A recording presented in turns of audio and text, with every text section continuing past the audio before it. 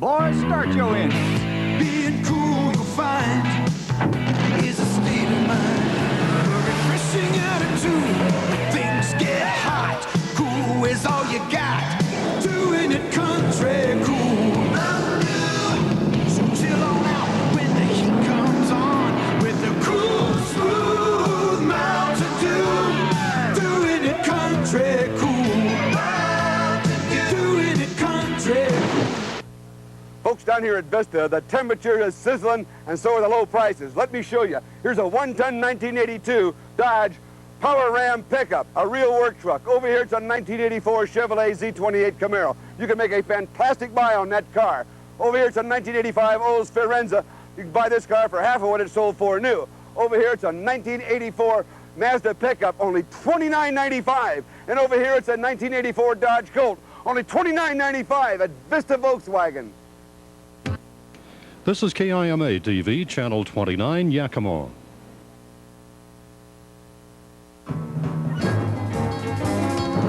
From Central Washington's news leader, with Heidi Tauber, this is KIMA NewsBeat at 11. Good evening. A federal judge today rejected a Yakama Indian Nation attempt to retain jurisdiction over 5 tribal members accused of federal fishing violations. Lawyers for the tribe had sought to quash bench warrants for the 5 who were convicted in federal court 3 years ago. They were to begin serving prison terms August 8th, but tribal officials want the defendants to be tried in tribal court on the same charges before beginning their sentences. But U.S. District Judge Jack Tanner in Tacoma denied that request. Federal marshals in Yakama refused to say when they'll serve the warrants. The marshals have been asked to notify tribal authorities before entering the reservation to apprehend those 5 men. Soviet leader Mikhail Gorbachev announced today the extension of this country's nuclear test ban until January. Gorbachev made the announcement on Soviet television. He warned the United States not to regard the move as a sign of weakness. It's the 3rd time the Soviet Union has extended that moratorium. Gorbachev called on President Reagan to sign a treaty that would ban nuclear testing. He called such a treaty a step toward ending the arms race. Today's announcement was the first indication that Gorbachev has agreed to a superpower summit in Washington later this year. The Reagan administration, meanwhile, is playing down the importance of Gorbachev's announcement. One senior White House official dismissed it as, quote, a lot of propaganda. CBS correspondent Jacqueline Adams is with the president during his vacation in Santa Barbara for this report. From his California ranch, President Reagan largely ignored Mikhail Gorbachev's decision to extend the Soviets' nuclear testing moratorium through the end of the year. White House spokesman Larry Speake said the U.S. position has not changed in the 12 months since Gorbachev first proposed the moratorium. Weapons tests are needed to ensure the reliability, survivability, and effectiveness of the American nuclear deterrent. Said Speakes, we believe a nuclear testing moratorium is not in our security interests, nor that of our friends and allies. Gorbachev, though, added a new twist. He challenged President Reagan to sign a treaty banning nuclear tests at a U.S.-Soviet summit meeting later this year. The Soviet Union is convinced that the agreement to curtail nuclear testing can be reached quickly and can even be signed this year at a Soviet-American summit.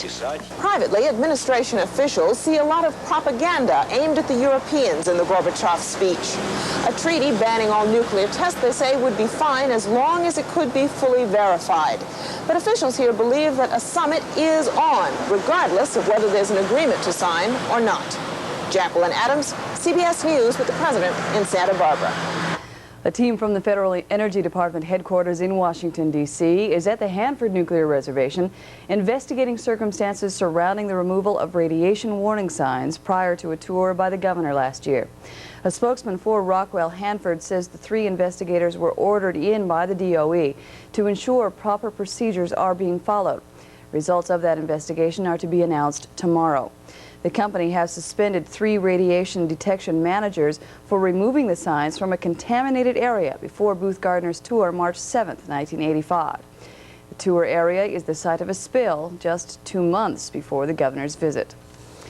Last month's explosion at the FMC plant on Washington Avenue in Yakima has local officials reevaluating their emergency response techniques.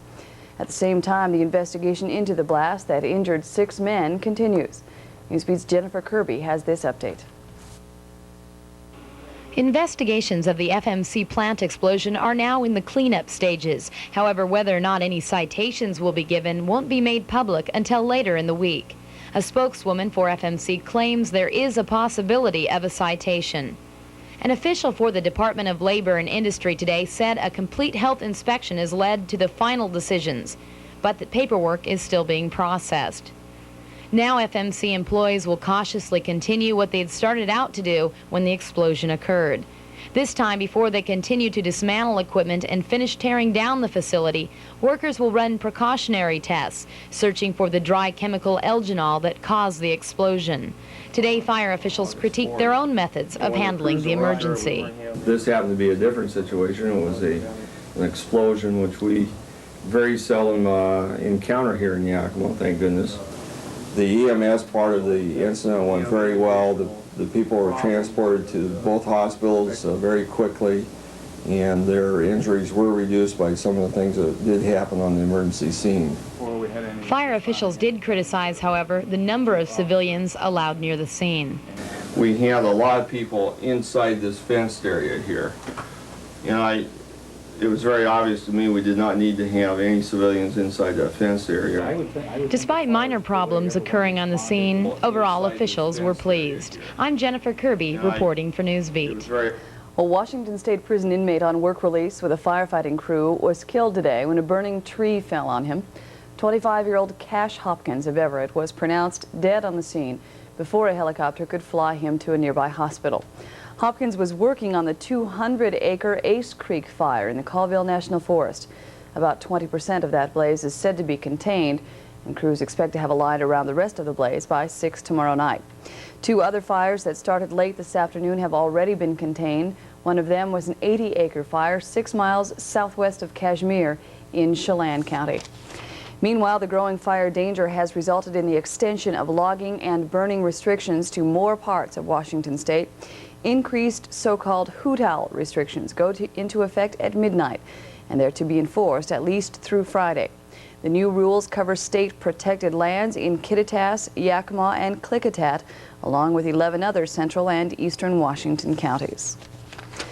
Another accident over the weekend along the Ellensburg Canyon Highway has county and state authorities once again questioning the safety of that winding roadway.